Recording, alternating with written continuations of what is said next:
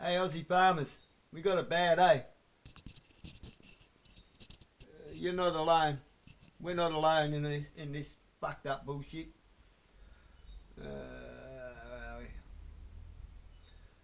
Listen to this. Tax dollars to survive. That same neighbor who's struggling to buy the very groceries that you provide. That should make you sick to your...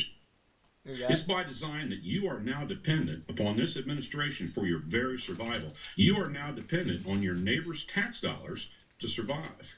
That same neighbor who's struggling to buy the very groceries that you provide. That should make you sick to your stomach.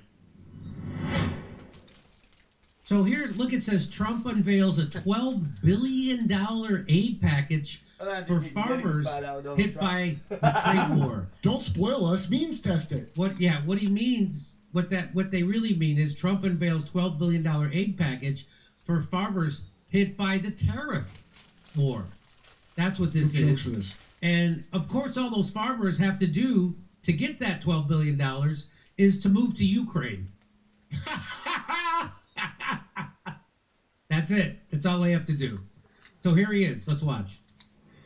I'm delighted to announce this afternoon that the United States will be taking a small portion of the hundreds of billions of dollars we receive in tariffs.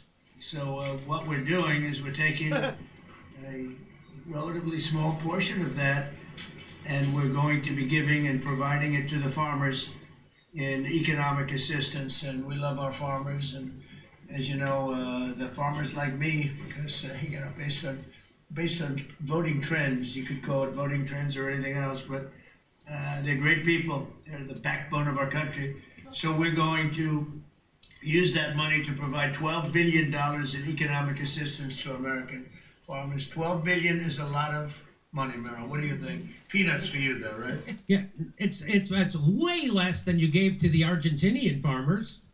Well, you gave $40 billion to Argentina.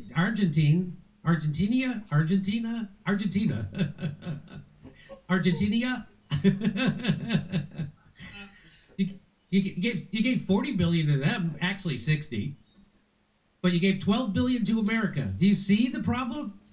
Also, do you see the problem of I thought that Americans weren't going to pay the price for these tariffs, but apparently these farmers were, so now you got to give them $12 billion out of the tariff money. Okay, all right. She's a farmer of rice. This relief will provide much needed certainty to farmers as they get this year's harvest to market and look ahead to next year's crops, and it'll help them continue their efforts to lower food prices. Anybody else starting to get the feeling that maybe Donald Trump's been captured somehow by, I don't know, the Epstein list? For American families. So, get this, farm groups and Republicans, farm state lawmakers have sought the aid in part to support farmers with purchases of seeds, fertilizer, and other expenses for next year's growing season. Okay, what? So why? First of all, why would we need to buy? Why do we need help? Why do the farmers need help buying seeds? Well, that's right. Because one company owns all the seeds, and America allows that because America hates you. That's why. The establishment billionaire class hates you. One company owns all the seeds. Isn't it Monsanto? I'm pretty sure. I think you're right about that. Yeah. And as long as they meet but they can have the money for the seeds, as long as the farmers meet the stipulation that they only use Bill Gates GMO seeds made from durable styrofoam. Monsanto owns the fertilizers, they own the pesticides, insecticides, and they own the rights to the seeds. Get this. Hey, farmers. I like what Colby says. Hey, farmers. Argentina got $40 billion bailout, and their farmers got a new market for their soybean, while you get $12 billion, lost your share of the global soybean market, and a Farmers for Trump hat. That's what you get. Isn't that something? Jimmy, I wanted to let you know that there are 4 corporations that have the monopoly on the seeds. There's a monopoly on the seeds. So they said it's 4 major corporations: Bayer, which owns Monsanto; Corteva, AgriScience; ChemChina; Syngenta, Group and BASF, controlling 2/3 of the seeds and possible pesticide sales. Okay. In Australia, I'll start it off. If Peter Thiel, Elon Musk, Zuckerberg, Gates, and their AI digital nightmare is the Antichrist, then Trump is the devil incarnate. I don't know how many people realise how it works for farmers here in Australia. Farmers know, of course. A lot of people here in Tassie of my generation would, of course, because most of us at some point have worked for someone like J. Cook Ag or Highly Harvesters, and we talk. We talk to farmers. We talk to the people that work on those farms. Green Hills. The list goes on and on. Samson's, Forest Hill Farm, Fourth Farm. Okay, so anyway, here in Australia, the farmers are contracted to grow only what the food process plants allow them to. Whether it be collie, brock, whatever, the farmer's told you grow this, nothing else. You're not allowed to harvest anything else or sell it in the private market. Right? They provide the seeds and seedlings. They pay a little extra for trial seeds, genetically modified products that are a trial run, something that's a genetically modified seed that hasn't been tried before. Alright? And they're usually fucking terrible and they lack all the nutrients that we need. If they over-contract, right, one of the cool store contractors, which I will name down here in a minute, most of them, if they over-contract, i.e. end up with an overall yield of harvest for all the farms combined greater than they can store, they only cover the farmer's costs, zero profit, for plant, grow, irrigate.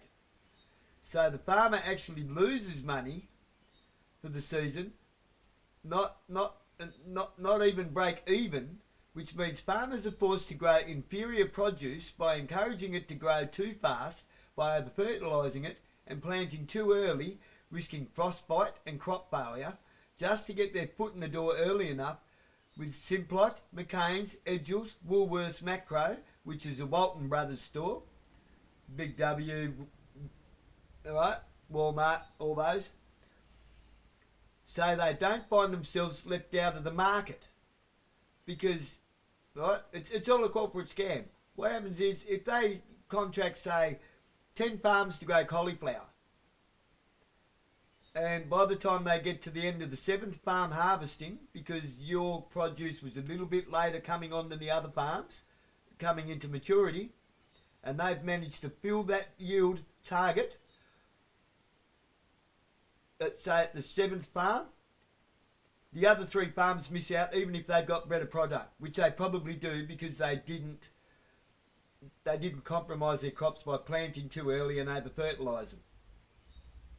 They most likely got a far superior product, far superior produce to harvest than what was harvested from the other 7 farms. They're making farmers compete with time. Okay? They're making farmers compete with time. You cannot compete with time. Everything has its season.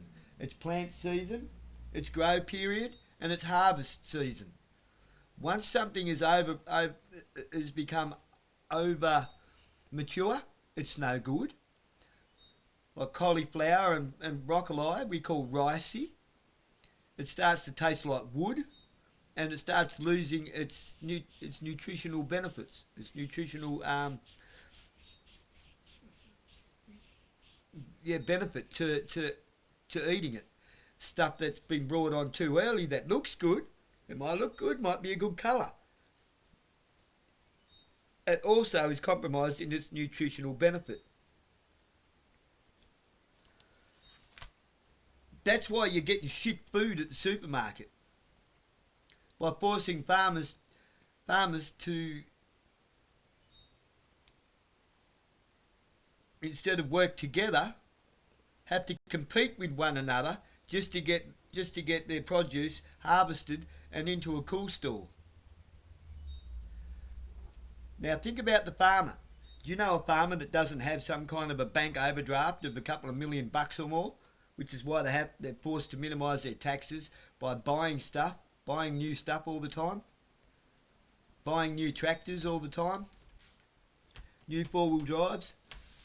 Right, that farmer you see with a nice new four-wheel drive and the new tractors doesn't own that. All he's done is he's put himself further into debt to minimise his taxes because he's better off to have an asset than a tax bill that he can't pay.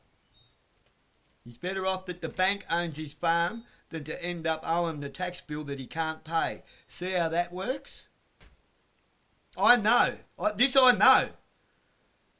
Cert 2 agriculture, I've ran harvesting crews. I've worked with planting crews a lot. I've ran entire plantations of various vegetables over the years. I worked as a farmhand directly for a farm for 5 years. I know me shit, right?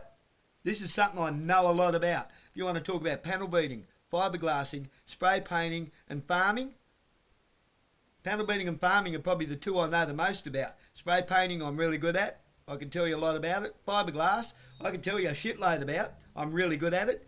But farming and panel beating itself, I've perfected those. I perfected those. I mastered them. There's fucking nothing I don't know about it. Yeah, there is. I don't know all that much about beef farming. I've weighed cattle, I've ran cattle and so forth. I've never been to the cattle sales. I've never bought any calves or lambs and raised them.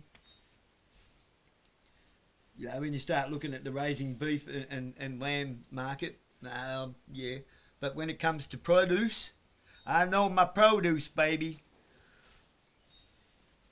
I know how that whole market works from start to finish. I've worked in the planting, I've worked in the growing, I've worked in the harvest, I've dealt directly with places like Harvest Moon, McCain's, Simplot, with their field officers, with their agronomists, the soil doctors, and I've worked in the wholesale industry with the Walton brothers at Woolworths as a replenishment team manager. I've worked with vegetables from that all the way to the on your fucking plate. So yeah, I'm pretty qualified to comment on it. Yous farmers are getting screwed. Yous are getting screwed so hard. Now, all you people that feel bad for the farmers, look, I'm guilty. I still buy my food from a lot of my stuff from the Walton brothers. Oh, Coles is the same company, by the way. They're not competition. The same people. It's kind of like war. How the same people are funding all sides of the conflict. The same people are funding all the competitors in the grocery market. Okay, it's the same shareholders. It's the same shareholder companies that own them, which started off as the Walton family. Okay, the Walton brothers, or the Walton family. So,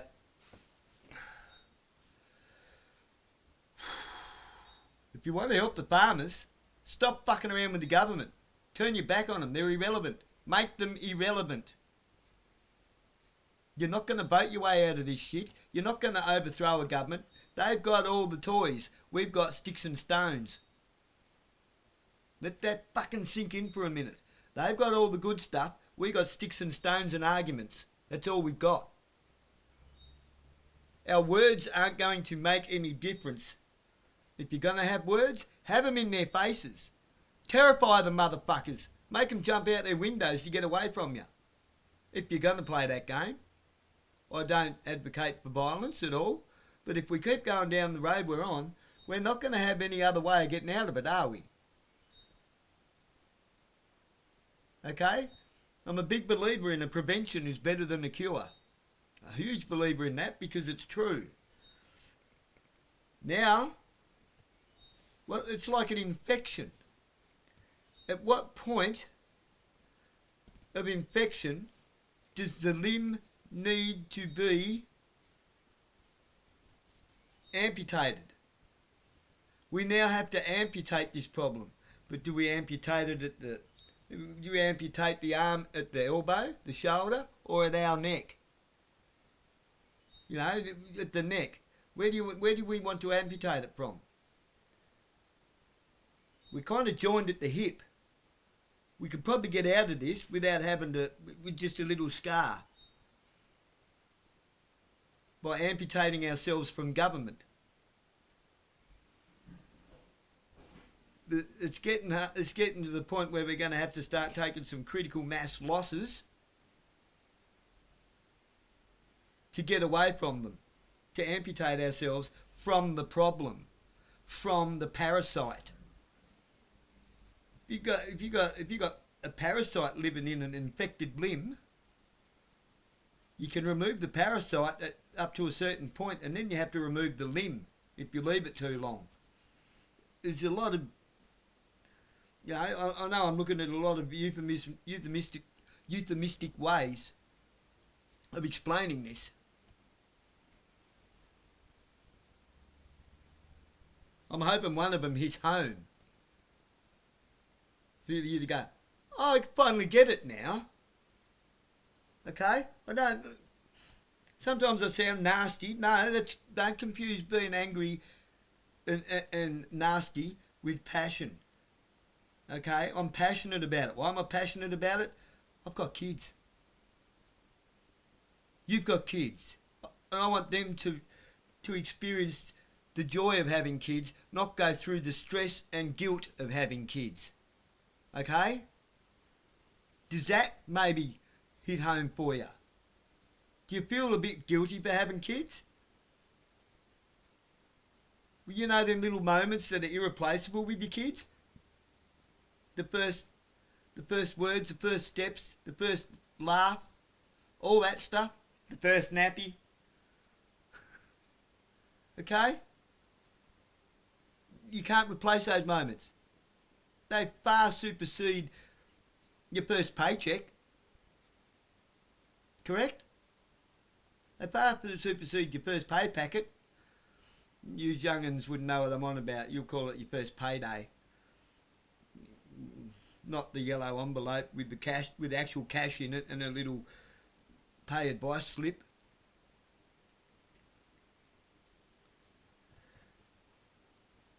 It far supersedes your first car, your first route.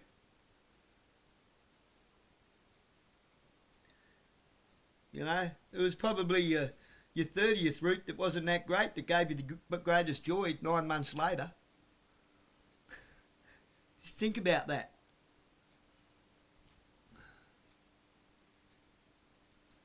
Okay, we'll watch this through to the end, will we? We might as well. We're here now, Jimmy Dore. What do you reckon, mate? I reckon. Yeah, why not? Let's not be scared, Big Ted. How's the camera looking? Have we got the picture? Oh, just about, baby. Go up a bit more. How's that? It's pretty good, I reckon. Yeah, like I said, it's 50-cent production, but it's priceless information. Guess what? The farmers don't want it. Arkansas soybean farmer on bailouts. I want trade, not aid. I need a place to sell this stuff. I can work hard enough and make a product. They painted us in a corner with this China deal, and China's not buying our soybeans. They've tore a market in half. That's what they're saying. That's $12 billion drop in the bucket. Just like the last time, many farmers aren't going to benefit from this even. So they're not. $28 billion in farm bailout was done in 2018 and 2019 when... I wonder if these politicians have a fucking clue how much it costs to run a farm and how much farmers are up to their neck in debt with the fucking banks just to keep the fucking tractors running. Trump was president the first time, the big agro companies, the big agriculture companies, were the ones who got the greatest portion of that money. Complicit and dishonest. Chuck Grassley applied for that money twice. Senator Chuck Grassley from Iowa. So that's where the money's going. And it's probably all going to one farm, the one owned by a certain foreign interest, so they can just get all the money back again.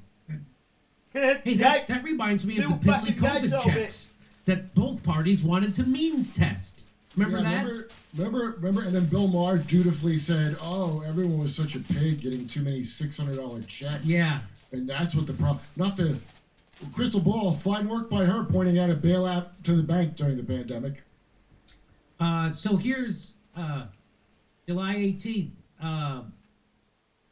To ease the pain of Trump's trade war, $12 billion in aid for farmers. That's 2018. May 2019, Trump gives farmers $16 billion in aid amid prolonged China trade war.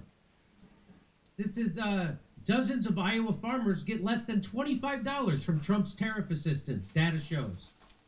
Also, Chuck Grassley will apply for Trump's federal farm bailout cash for the second time. So it's pretty obvious that the elites are destroying our food system because controlling us through the internet didn't work.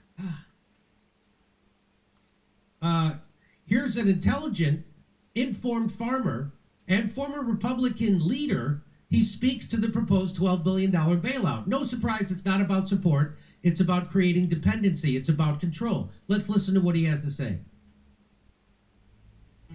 Home is where memories are made. It's where you belong and where you want to stay. Where's the family? As a trust.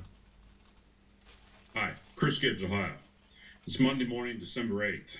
In a few hours, the Trump administration is set to announce yet another round of hush money payments to keep farmers and ranchers sedated and to keep them in line as we approach the midterm elections next year. The justification for these payments is that they're needed to serve as a bridge so that farmers and ranchers can get to that nirvana of what the Secretary of Agriculture refers to as the golden age of agriculture that the administration claims is just around the corner. But make no mistake, this promise is a bridge to nowhere. There is no master plan to return market share to American agriculture. Let me put a finer point on it. There are no trade deals. There are no signatures. There is no ink.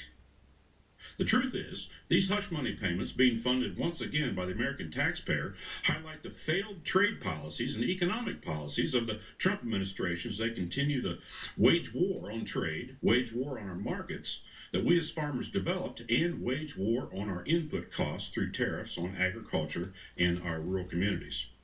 And what's worse, these hush money payments won't benefit farmers at all. Nope. They'll be immediately assimilated by our monopolies that control our fertilizers, seeds, and crop protection supplies, magically resulting in increased costs that match the payments. These payments will go through farmers like poop through a goose. So now the hard truth for my fellow farmers and ranchers.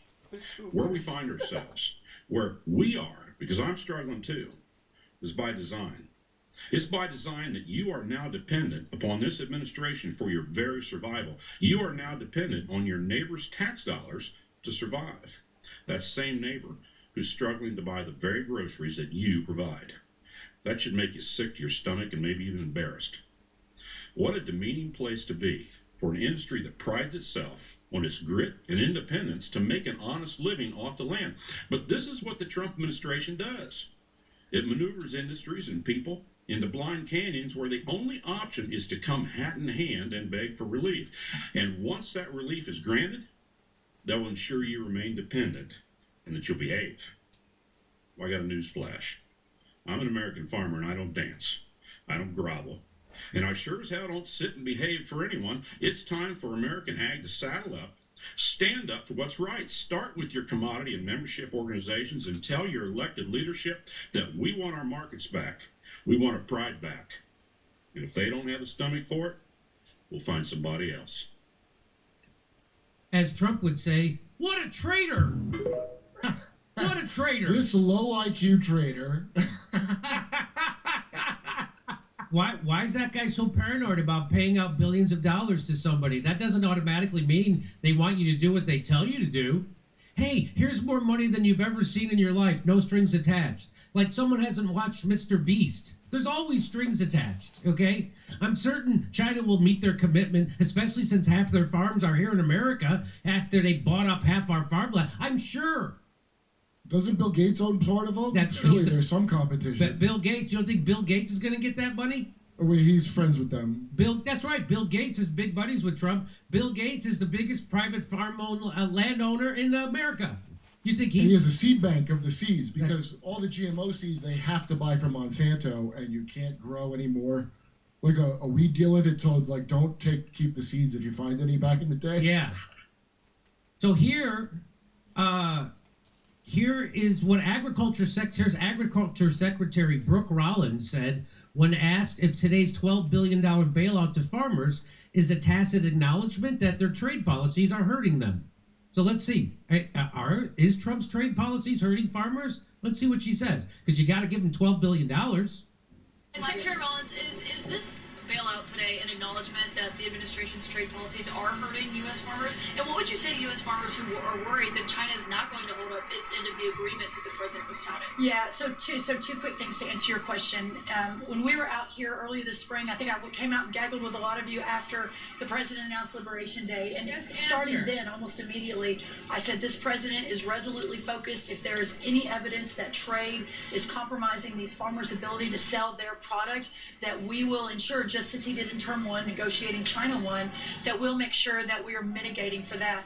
The really interesting thing is, though, now that we're 8, 9, 10 months into this, there is almost zero evidence, if any evidence, that what they are doing and the challenges that our farm economy is facing in row crops has anything to do with these trade renegotiations. Instead, the input costs being so high based on the last administration and not one new trade deal in 4 years, those are really the two basically driving factors in why the farm economy is today what it is. So you'll see we pivoted from, we're going to do an aid package, assuming the trade has been extremely or potentially harmful, and instead now we're just going to support our row croppers based on those input prices, based on no new deals, as we continue to monitor trade.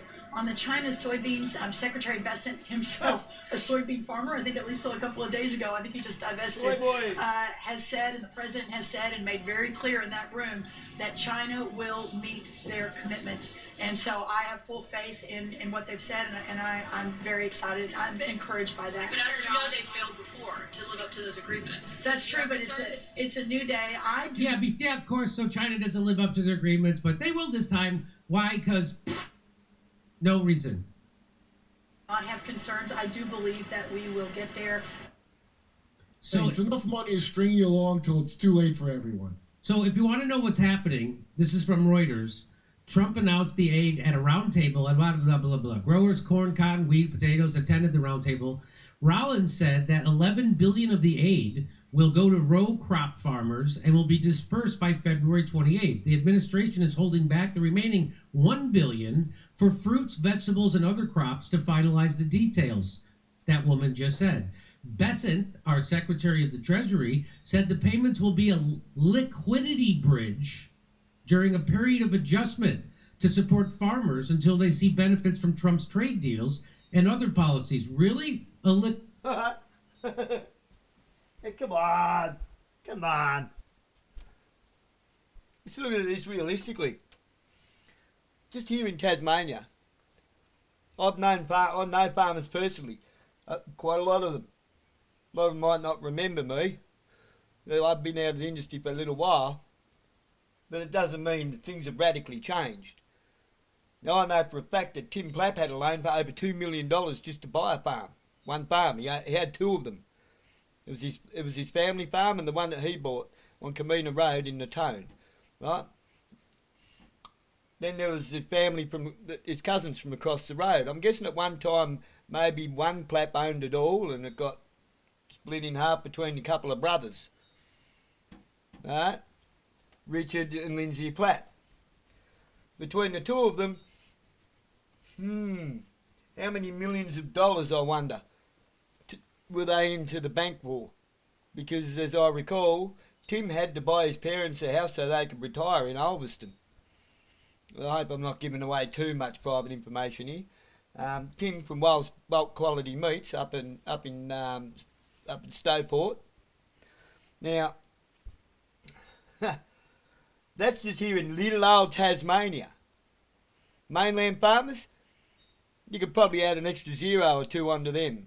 Go to the United States, and those farmers, they're probably into the bank for billions. Because their farms are they're gigantic. They're enormous. You can't see the other end of a paddock. You can't, it's a couple of miles that way. That's just for one plantation paddock. It might be for potatoes or beans or corn or spruzzlerots, as I call them, Brussels sprouts. It could be for anything. That's what they mean by row cropping. It's row crops of monoculture farming. Yeah, we know it's bad for the soil. It's degradational to the microbes and all that. Okay, and to the health of the soil. We know that. I'm not talking about that. Well, a little bit. Because of that type of farming, the amount of money they have to spend on fertiliser to make that soil viable to grow food in, which because of constant turning over, cultivation, constant compaction of the weight of tractors and wagons and everything going over it all the time during harvest. It breaks down the soil, and eventually you have what happened back in when was it, the 1940s or so, in parts of Southern America, in parts of America, the Great Dust Bowl period, where the farms just turned to dust and they were fucking useless. You couldn't grow you couldn't grow a bit of dirt in a bit of dust. It was destroyed. So this is why farming is becoming so expensive, not because of the farmers, because of the way they are being forced to farm. They would love nothing better than to be in control of the farmers' union themselves, get together, all right, I'm going to grow this, I'm going to grow this, I'm going to grow this, I've got perfect ground to grow that, blah, blah, blah, I need to give these few paddocks a rest, can I use some of your paddocks? That's proper farming. And they'll work out between a lot of them what they should be growing because of what's good for us. They know what's good for us. They've been growing it for fucking generations. But never mind. We're all worried about Gene Simmons moments before Congress. Oh, Gene Simmons had a big whinge in Congress, did we? Or what else? Sky News right here in Australia. Oh no. Bonnie Blue, the porn star, got arrested in Bali for fucking treading on one of her flaps or something. Hey, the world's most fucking well-paid packet slut. Anyway, that's how it is.